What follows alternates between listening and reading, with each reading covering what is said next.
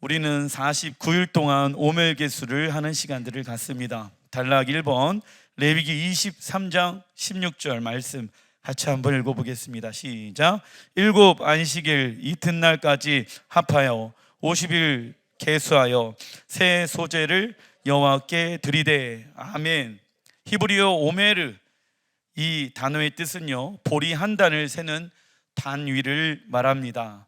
그리고 초실절에 한 단의 오메를 가지고 예루살렘 성전에 들고 들어가서 하나님께 드리게 되어집니다.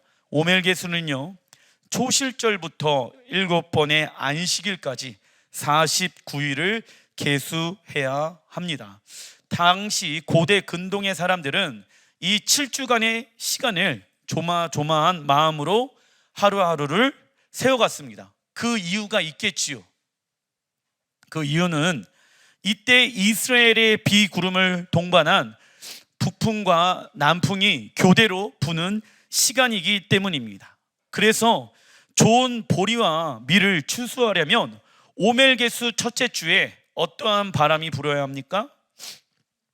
북풍이 불어야 하며, 오멜개수 둘째 주부터 여섯째 주까지는 서서히 남풍이 불어서 여름 가실, 무엇입니까? 올리브, 포도, 석류, 대추, 무화과를 잘 익게 주어야 합니다.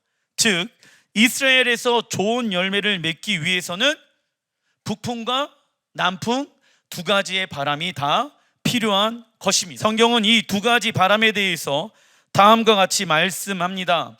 아가서 4장 16절 읽어보겠습니다. 시작. 북풍아 일어나라, 남풍아 오라, 나의 동산에 불어서 향기를 날리라. 북풍은 이스라엘 북쪽의 차가운 바람이요, 이는 적어놔 주십시오. 하나님의 연단과 고난의 바람을 의미한다. 하나님의 연단과 고난의 바람을 의미하지요. 신부는 북풍을 향하여 일어나라라고 명령하고 있습니다. 하나님이 우리에게 주시는 북풍 또한 있지만 신부가 자발적으로 일어나서 뭐라고 이야기합니까? 북풍아 일어나라.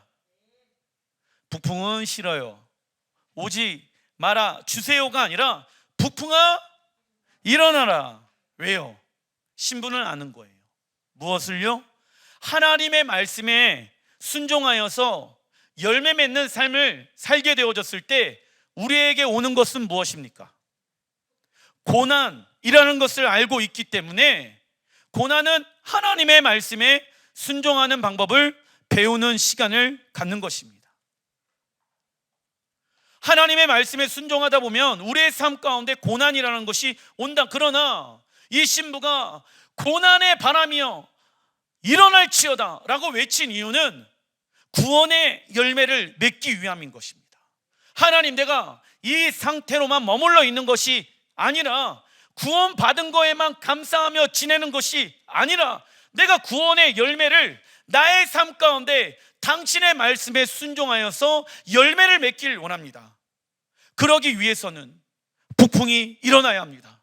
하나님, 우리의 재정에 북풍이 일어나게 하여 주십시오. 진짜요? 예, 그러면 하나님이 원하시는 방법대로 재정을 여러분들이 사용하셔야 합니다. 내가 원하는 방법대로 그 재정을 사용하면 북풍이라는 것이 안 온다라는 것이죠. 내가 써야 할 것 다 쓰고 하나님을 위해서 그 재정을 사용할 수 있다라고 생각하십니까?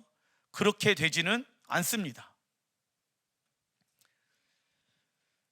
하나님의 말씀에 순종하게 되어졌을 때 신부 자신의 삶 가운데 북풍이 일어날 것을 신부는 알고 있었습니다.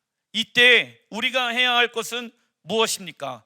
자기 부인입니다. 자기 부인하는 삶은 무엇을 의미할까요? 읽어보겠습니다. 시작. 육신의 종노릇 하는 나를 예수와의 십자가에 죽인 자로 여기며 살아가는 것입니다. 이때 우리는 자신을 낮추는 시간을 가져야 합니다. 그러나 우리를 낮출 때 무엇이 우리의 삶 가운데 나타나기 시작합니까? 하나님의 능력이 나타나기 시작한다. 즉 우리가 해야 할 것은 무엇하는 것입니까? 낮아지는 것입니다. 하나님의 말씀보다 높아져 있는 나의 생각 있지요, 감정 있지요, 뜻 있지요, 그 모든 것들을 낮추어야 한다. 그래야 무엇이 나타납니까? 하나님의 능력이 나타난다고요.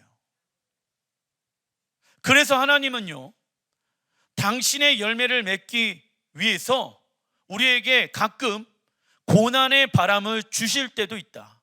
건강의 고통, 자녀들의 고통, 재정의 문제, 내가 감당하지 못하는 어떠한 문제들을 하나님이 주실 때가 있습니다. 그때 우리가 해야 할 것은 무엇입니까? 납작 하나님 앞에 엎드려서 하나님의 은혜를 구하는 삶을 살아가야 하는 것입니다. 하나님은요, 누구보다 하나님의 능력을 우리의 삶 가운데 나타내 주시길 원하십니다. 이 말씀을 하나님은 성취하길 원하십니다. 그런데 문제가 있지요. 우리의 삶이 낮아지지 않는다라고 하면 하나님의 능력을 우리는 경험할 수가 없게 되어집니다.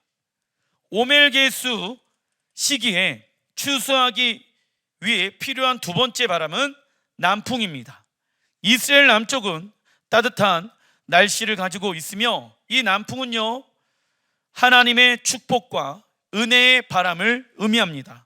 하나님의 축복과 은혜의 바람이 불어와야지 열매를 맺을 수가 있다. 그러나 나무가 열매를 맺기 위해서는 남풍만 있어서는 안 된다.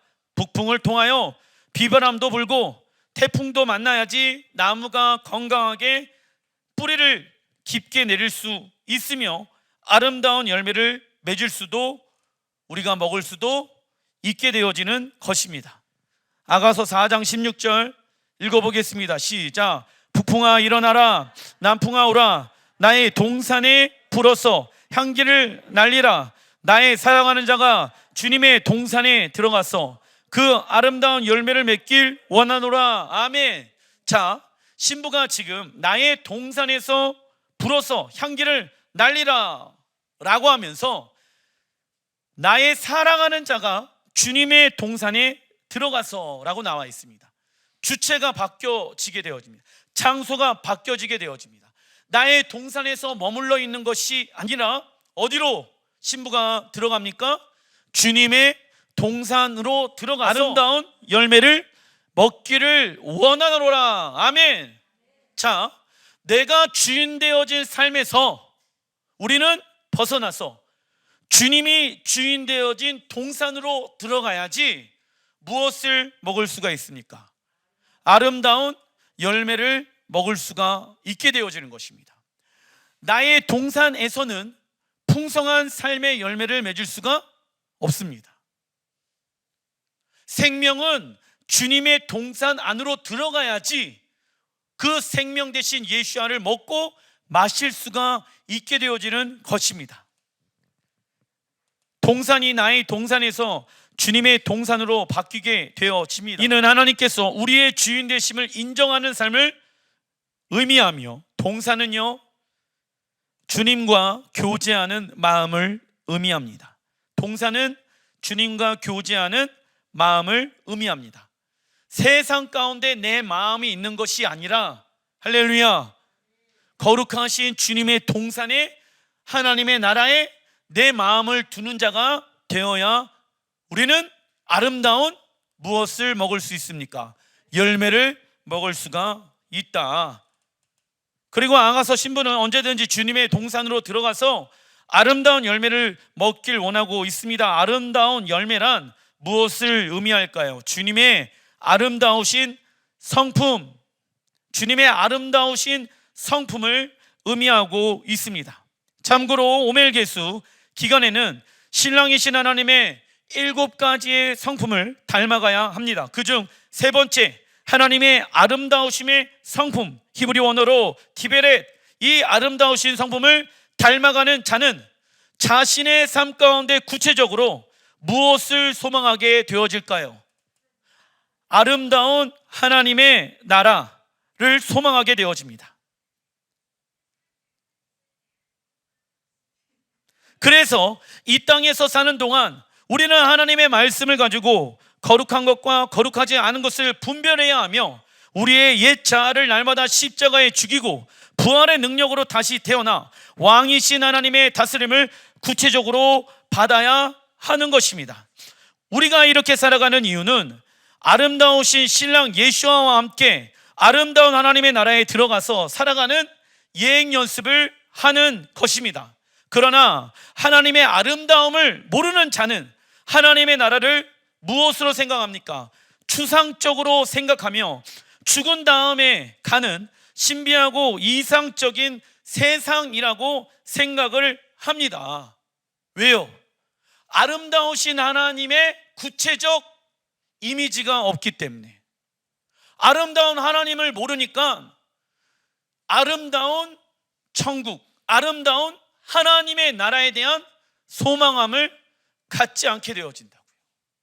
그러나 아름다우신 하나님이 어떠한 분인지 아는 사람들은요, 구체적인 하나님의 나라를 위하여 살아가기 시작한다고요. 헬라의 가르침은 하나님의 나라를 구체적으로 이야기하지 않고 있다. 그리고 하나님에 대해서도 구체적으로 이야기를 하고 있지 않다. 그러나 우리는 구원의 열매를 오멜개수를 하면서 온 순절날까지 맺어야 하는 것입니다. 그 7주 동안 하나님의 7가지의 성품을 우리는 닮아가야 합니다. 왜요?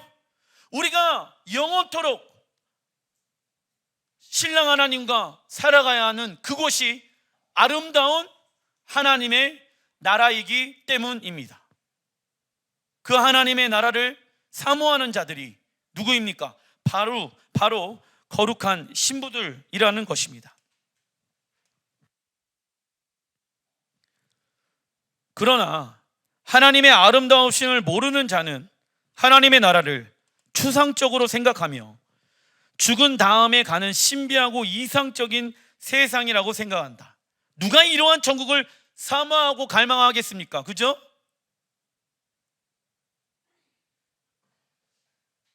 누가 이러한 천국을 사모하고 갈망하겠습니까? 추상적이고 신비하고 내가 알지 못하는 그 하나님의 나라를 누가 어떻게 사모하고 갈망하겠습니까? 그 결과 어떻게 살아갈까요? 하나님의 나라는 관심이 없고 자신의 출세, 명예, 성공만을 위해 살아가며 하나님이 내게 필요한 이유는 내가 원하는 천국에만 가면 되기 때문이라고 생각합니다. 이게 구체적인 하나님의 나라에 대해서 알지 못하는 자들의 특징이라고, 아름다우신 하나님의 성품을 모르는 사람들의 특징이라고. 그러나 아름다운 하나님의 성품을 아는 사람들은 아름다운 하나님의 나라를 구체적으로 알아가기 시작한다고요. 그래서 아름다운 하나님의 나라를 사모하고 갈망하기 시작한다고. 왜요? 그곳에 아름다우신 하나님이 계시기 때문에. 믿으십니까? 어떤 사람은 천당에 가는 것을 이 땅에서 사는 것보다 10배 혹은 100배, 아니 1000배는 낫겠지라고 생각을 하면서 살아가는 자들이 있습니다. 여러분들, 하나님의 나라는 우리가 생각하는 그러한 나라가 아닙니다. 성경에서 말하는 하나님의 나라는 구체적이고 명확합니다. 제가 굉장히 짧게 요약해서 적어놨는데 한번 들어보십시오. 예수께서 예루살렘의 왕으로 재림하실 때 어떠한 날이 선포되어질까요? 도복의 날이 선포되어지고 하늘의 심판의 문이 열리는 절기는 언제입니까? 나팔절에 하늘의 심판이 열리게 되어지고 그 심판의 문이 닫혀 판결이 내어지는 날은 언제입니까? 대속제일입니다. 그리고 하나님을 사랑하는데 방해되어지는 모든 것들을 왕이신 예수님께서 다 무너뜨리실 것입니다. 그리고 왕이신 예수와는 우리와 함께 1000년 동안 열방을 하나님의 말씀으로 다스리게 될 것입니다. 그 이후 이 땅에 새 하늘과 새 땅, 새 예루살렘이 내려오게 되어지며 하늘과 땅이 처음으로 하나가 되어진 어떠한 동산이 회복되어질까요? 에덴 동산의 모습이 회복되어질 것입니다. 요한계시록 22장 20절에 같이 한번 읽어보겠습니다. 시작. 내가 진실로 속히 오리라 하시거늘 아멘. 주 예수여 오시옵소서 말씀합니다. 아멘은 어떠한 뜻을 가지고 있습니까? 하나님의 말씀대로 하소서의 뜻을 가지고 있습니다. 아멘은 하나님의 말씀대로 하소서. 주 예수여 오시옵소서의 뜻은 내 삶의 주인은 예수아이십니다. 즉 우리의 모든 순간마다 하나님의 말씀대로 하소서. 내 삶의 주인은 예수아이십니다 라는 고백이 되어야지 예루살렘에 예수아께서 재림하실 때 이 고백을 할 수가 있는 것입니다. 믿으십니까? 그래서 여러분들, 하나님의 나라는 우리 안에서부터 시작되어야 합니다. 그 하나님의 나라는 어떻게 시작되어집니까? 예수아가 나의 왕이십니다. 주인이십니다. 날마다 내 삶 가운데 그 예수아의 통치와 다스림을 받게 되어졌을 때 내 마음의 두려움과 염려와 고통과 걱정은 다 떠나가고 하나님의 나라가 내 안에서부터 시작되어집니다.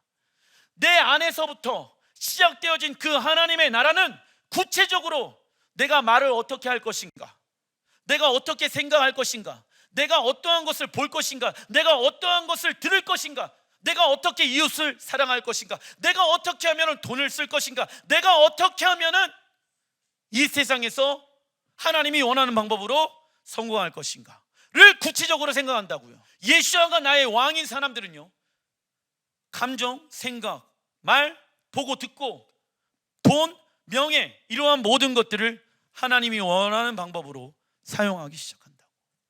그리고 그 확장이 우리의 가정에게 영향을 주며 그 확장이 이 나라와 이 도시를 변화시키며 빛과 소금의 역할을 감당하는 자로서 살아가게 되어진다고.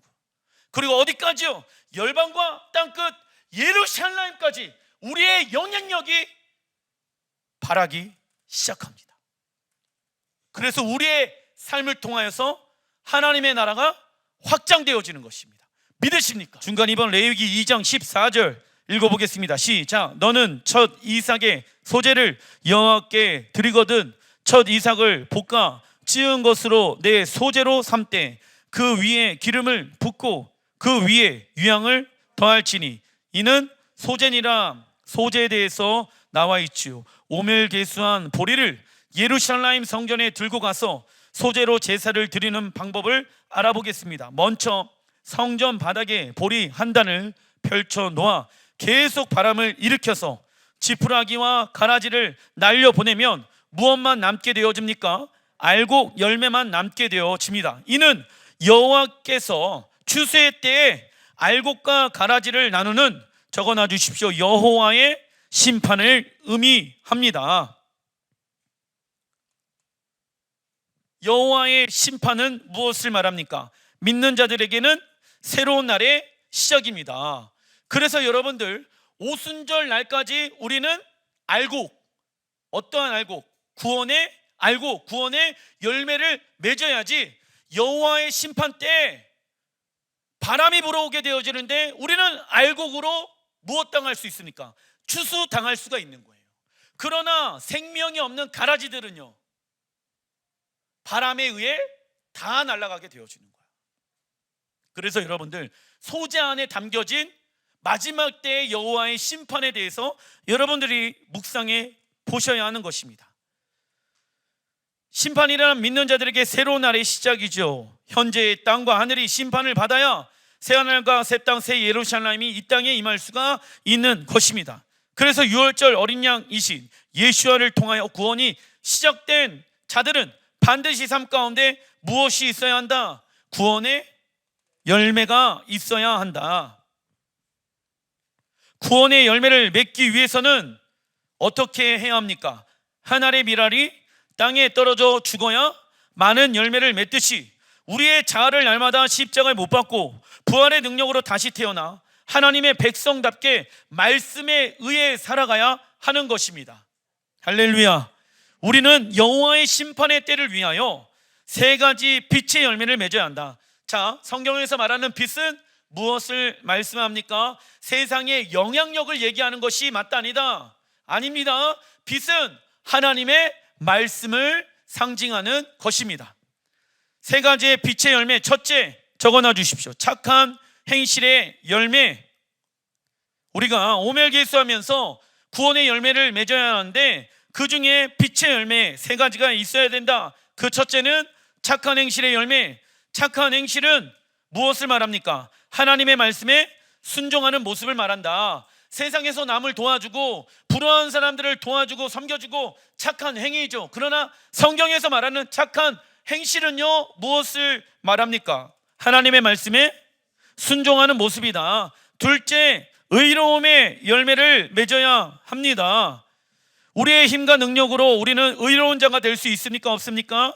없습니다. 그러나 값없이 주시는 예수와의 십자가의 사랑과 은혜로 말미암아 우리는 의롭게 되어졌습니다. 그리고 우리가 예수와의 십자가로 말미암아 의롭게 되어졌다라고 하면 우리의 삶 가운데 하나님의 말씀에 순종하는 무엇이 나타나야 합니까? 의로움.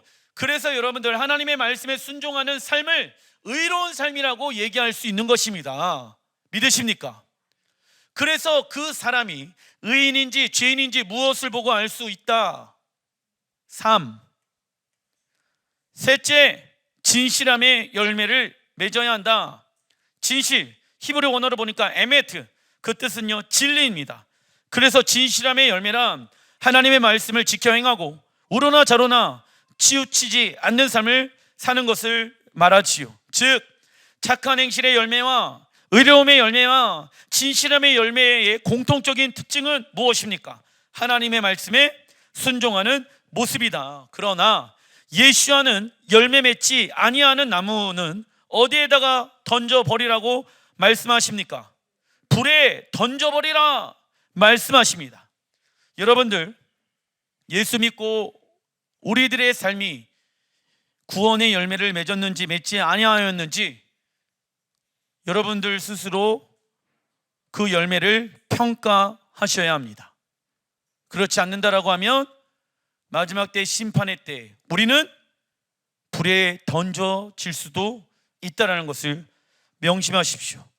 우리가 예수를 오랫동안 믿었는데도 불구하고 열매가 나타나지 않는 이는 나는 구원을 이뤄가고 있는가를 먼저 점검해 봐야 하는 것입니다.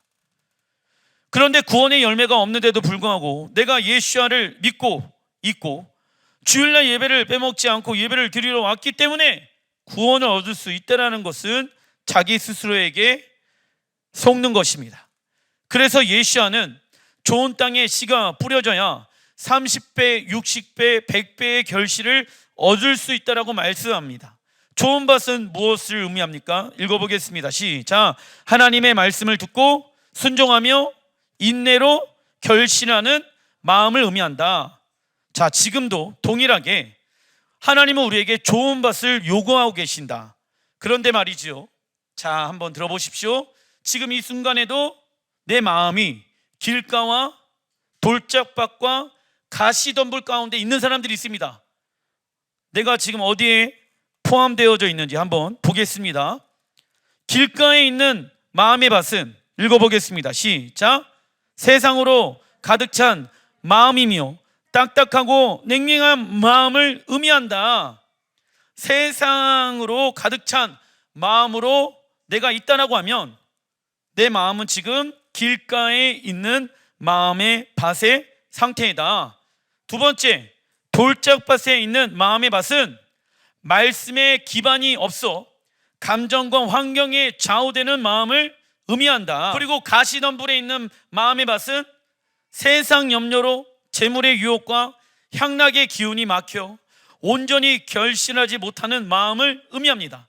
마음 가운데 세상의 염려로 또 재물의 유혹으로 향락의 기운으로 가득하여서 있는 상태를 가시덤불에 있는 마음의 밭을 이야기하는 것입니다. 우리 마음의 상태는 네 가지 밭 중에 어느 상태 가운데 있는지를 우리는 날마다 점검해 봐야 하는 것입니다. 내 마음이 좋은 밭이라고 한다라고 하면 우리는 하나님의 말씀을 듣고 순종하며 인내로 결신하는 마음을 가져야 하는 것입니다. 에스겔 36장 26절 시작. 새 영을 너희 속에 두고 새 마음을 너희에게 주되 너희 육신에서 굳은 마음을 제거하고 부드러운 마음을 줄 것이며. 아멘. 굳은 마음을 소유한 사람은 하나님의 말씀과 이웃의 말에 무엇부터 합니까? No, 싫어요, 안 해요, 내 마음이야. 그리고 굳은 생각이 맞다라고 주장합니다. 반대로 부드러운 마음을 가지고 있는 사람들은 하나님의 말씀에 이해가 되든 이해가 되지 않든 무엇부터 합니까? 예스, 네, 순종하겠습니다. 주의 종이 듣겠나이다. 그리고 이러한 사람들은 자기를 먼저 부인하며 자기 십자가를 짊어매고 자신과 다른 생각을 가지고 있는 이들과 연합하는 것을 어려워하지 않습니다. 왜? 내 생각이 맞아가 아니라 하나님의 생각만이 맞기 때문에 그 부드러운 마음을 가지고 이웃들을 사랑하며 이웃들과 함께 연합하여 살아가기 시작한다. 자, 그리고 이 소재 가운데 오멜개수한 알곡을 불에 볶아서 찌어 고운 가루를 만들어 13번의 체질을 하게 되어집니다. 히브리어 13의 숫자 값은요, 13의 히브리어는 무엇을 의미할까요? 연합, 하나됨. 그리고 소금, 하나님의 영원한 언약과 기름, 성령님의 기름 부으심과 유향, 하나님께서 주시는 기쁨을 함께 넣어서 하나님 앞에 소재로 올려드리는 것입니다. 우리가 오멜개수하면서 계속해서 내 안에 소금과 기름과 유향이 우리 안에 있어야지 하나님 앞에 연합이 되어질 수가 있고 하나님과 하나가 되어질 수 있는 것입니다. 이렇게 오멜개수가 끝난 다음 날을 신약에서는 어떠한 날이라고 얘기합니까? 오순절이라고 이야기하며 구약 성경에서는 77절이라고 말합니다. 모세는 오순절에 시내산에서 토라를 받게 되어집니다. 이스라엘 백성들은 십계명을 하나님이 주신 명령으로만 생각하지 않았습니다. 우리 또한 그 십계명을 뭐라고만 생각하겠습니까? 이스라엘에게 준 명령, 율법이라고만 생각을 하였지요. 그러나 예레미야 2장 2절에 같이 한번 읽어보겠습니다. 시작. 내가 너를 위하여 내 청년 때의 인애와 내 신혼의 때를 사랑을 기억하노니. 아멘. 즉 십계명을 신랑 하나님이 신부에게 주는 무엇입니까? 결혼 서약서입니다. 그리고 신부는 결혼 서약서 하나님의 말씀을 가지고 언제까지? 장막절, 초막절 날까지.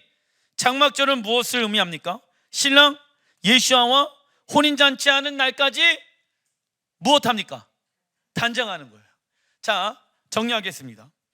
6월절 어린 양의 피로 말미암아 우리의 구원이 시작되어졌죠. 그리고 우리가 49일을 오멜개수를 하면서 구원의 열매를 맺어야 합니다. 그러나 오순절 날에 하나님의 절기는 끝나는 것이 아니라 이 6월절부터 오순절 날까지는 봄의 절기였죠.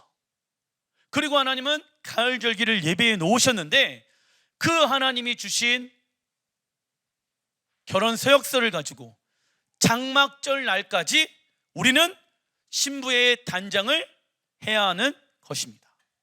이해되시죠? 이게 구원의 이 여정이라는 거예요. 한 번 구원은 영원한 구원이 그래서 아닌 거예요. 그런데 이렇게 중요한 오멜개수의 시간에 이스라엘의 백성들은 큰 실수를 하게 되어진다. 사무엘상 8장 5절 같이 한번 읽어보겠습니다. 시작. 모든 나라와 같이 우리에게 왕을 세워 우리를 다스리게 하소서 한지라. 이스라엘 백성들은 모든 나라와 같이 이스라엘의 왕을 세워 강력한 리더십으로 자신들을 통치해 주길 원하였습니다. 이스라엘은 모든 나라와 같이 되길 원하였지요. 모든 나라와 같이 되는 것은 어떠한 것을 의미합니까? 평범한 것을 뜻하기도 한다. 많은 이들은 평범한 삶을 원하고 꿈꾸고 있습니다. 그러나 하나님을 믿는 그리스도인들은 평범한 삶을 거부해야 하며 구별되어진 하나님의 백성으로 거룩한 삶을 살아가야 하는 것입니다. 그 이유는 세상이 말하는 평범함의 삶의 기준은 무엇으로 만들어져 있습니까? 세상의 가치로 만들어져 있고, 이 세상의 가치는 누가 만들었습니까? 우리는 평범하게 살 수가 없다.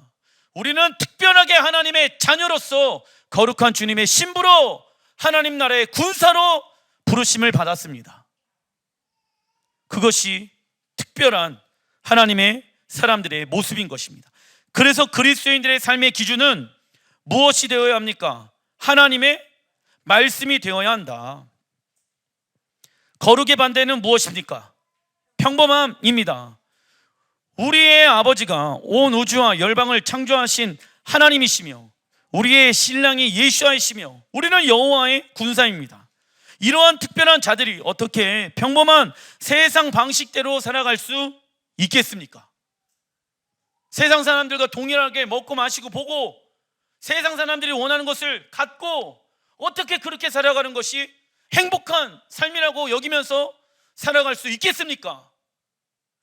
사람들 다 있는 건 나 없으면 우리는 어떻게 생각합니까? 불행하다라고 생각하지요. 왜 불행하다라고 생각합니까? 없을 수도 있는 것이지.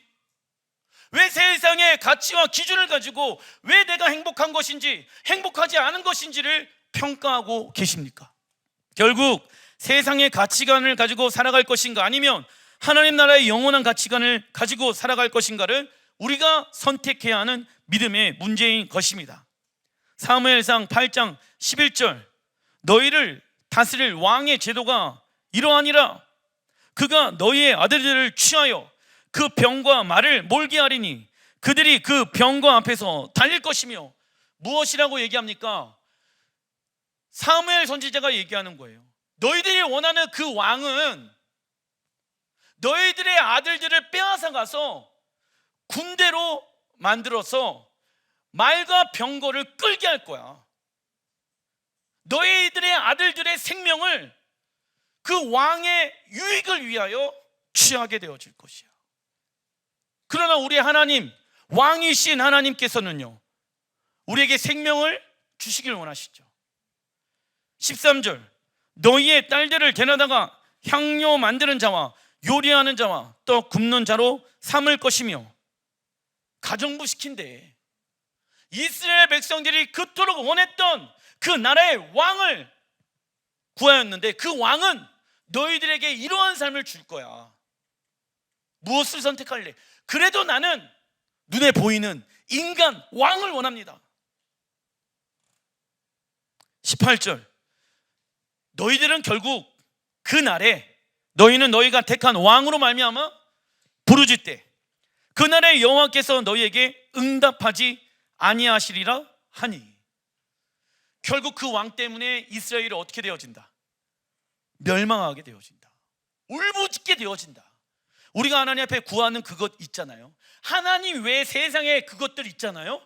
그것 때문에 우리가 또 울부짖고 후회하고 땅을 치면서 하나님 앞에 회개하는 날이 올 수도 있다라는 거예요. 세상 왕은 나라를 지키고 영토의 확장이라는 명분 아래 이스라엘의 아들들을 취하여서 병거와 말을 몰게 하여 전쟁터에서 죽게 합니다. 그리고 세상 왕은 하나님의 방법으로 승리하는 방법을 가르치는 것이 아니라 어떠한 방법으로? 세상의 방법, 병거와 말을 많이 만들어야 한다. 그래서 하나님이 솔로몬에게 말씀하시죠. 병거와 말을 많이 만들지 말아라. 전쟁은 여호와께 달려있다. 말과 병거로 하는 것이 아니다. 그리고 세상 왕은 이스라엘의 딸들을 데려다가 왕을 섬기는 궁녀로 데려가게 되어집니다. 그 결과 이스라엘이 뽑은 왕으로 인해 모두가 울부짖게 된다. 이처럼 많은 사람이 원하고 바라는 세상의 방법은 눈으로 보았을 때 좋아 보이고 옳아 보일 수도 있다. 그러나 실제는 무엇입니까? 우리의 구원을 도둑질하고 죽이고 멸망시킨다. 그리고 이스라엘은 왕정 국가가 아니라 어떠한 국가입니까? 신정 국가로 운영되어지는 나라이며 그 왕의 이름은 누구입니까? 하나님이십니다. 시편 20장 7절에 어떤 사람은 병거, 어떤 사람은 말을 의지하나 우리는 여호와 우리 하나님 이름을 자랑하리로다. 전쟁에서 이기려면 말이 몇 마리인지, 지금 병거가 몇 개가 있는지 이걸 계산을 하면서 전쟁을 하는데, 우리가 자랑해야 할 것은 병거의 숫자도 아니요, 말의 숫자도 아니요, 누구의 이름을 자랑합니까? 하나님의 이름을 우리는 자랑해야 하는 것입니다. 이처럼 우리의 안정감은 병거와 말, 사람과 환경에 있는 것이 아니라 하나님이 우리의 안정감이 되어야 하는 것입니다. 그런데 야고보서 1장 8절에 그는 두 마음을 품은 사람이요 그의 모든 행동에는 무엇이 없다. 안정감이 없습니다. 좋은 직장에 가고 좋은 대학에 가고 좋은 사람이랑 결혼을 했는데도 불구하고 왜 내 삶 가운데 안정감이 없는지 아십니까? 그 이유는 내 마음이 지금 두 개로 나뉘어져 있기 때문입니다. 두 마음이란 하나님을 향한 마음도 있지만 세상을 향한 마음도 있는 상태입니다. 즉 우리의 삶 가운데 안정감이 없는 이유는, 목사님 돈이 좀 있으면, 재정이 있으면, 환경이 좀 좋으면 내 삶 가운데 안정감이 있을 것 같습니다 라고 우리는 생각하지요. 그러나 우리의 삶 가운데 안정감이 없는 이유는 돈과 재정과 환경이 좋지 않아서가 아니라 어떠한 마음을 품고 있기 때문일까요? 두 마음을 품고 있기 때문입니다. 이스라엘은 그들에게 헌신하고 죽기까지 사랑하는 왕이신 하나님을 버리고 자신들을 학대하고 착취하는 왕을 구한 것입니다. 이 왕을 구하였을 때가 언제인지 아십니까? 사무엘상 12장 17절 읽어보겠습니다. 시작. 오늘은 밀 베는 때가 아니냐? 내가 여호와께 아뢰니니 여호와께서 우레와 비를 보내사 너희가 왕을 구한 일 곧 여호와의 목전에서 범한 죄악이 금을 너희에게 밝히 알게 하시리라. 모든 백성이 사무엘에게 이르되 당신의 종들을 위하여 당신의 하나님 여호와께 기도하여 우리가 죽지 않게 하소서. 우리가 우리의 모든 죄 왕을 구하는 악을 더하였나이다. 아멘. 뭐라고 얘기합니까? 여러분들 사업장 잘 되게 해주십시오. 기도하는 것이 악의 악을 더할 수도 있어요. 왜? 그 사업장 자체가 하나님이 원하는 방법으로 돌아가는 게 아니야. 그런데 사단도 능력을 가지고 있기 때문에 그 복을 우리의 사업장에 줄 수도 있어요. 그런데 그 복으로 말미암아, 내가 생각했던 그 복으로 말미암아 우리의 사업장은 더 악해질 수도 있습니다. 그죠?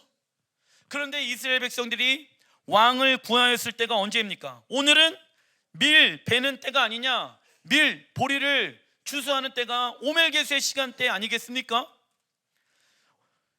이스라엘 백성들에게 오늘은 밀 베는 오멜개수의 때입니다. 이때 남풍이 불어야지 추수할 수 있습니다. 그러나 이스라엘 백성들을 열매를 맺게 하시는 분이 하나님이 아니라 누구라고 생각합니까? 본인들의 힘과 능력과 계획이라고 생각하였습니다. 그 결과 하나님의 말씀에 불순종하게 되어졌고, 하나님은 그 대가로 남풍이 아닌 무엇을 불게 하셨다? 북풍을 불게 하시고 우레와 비를 내리게 하십니다. 그래서 이스라엘 백성들은 1년의 농사를 망치게 되어졌고 절규하며 탄식의 기도를 하게 되어집니다. 이처럼 하나님은 오멜개수 때 우리에게 시험의 바람을 일으킬 수도 있다. 그때 우리는 하나님의 형상으로 닮아가는 모습으로 살아가야 하는 것입니다. 이처럼 우리가 먹고 마시며 살아갈 수 있는 것은 우리의 능력이 뛰어나서가 아니라 다 누구의 은혜입니까? 하나님의 은혜입니다. 기도하겠습니다.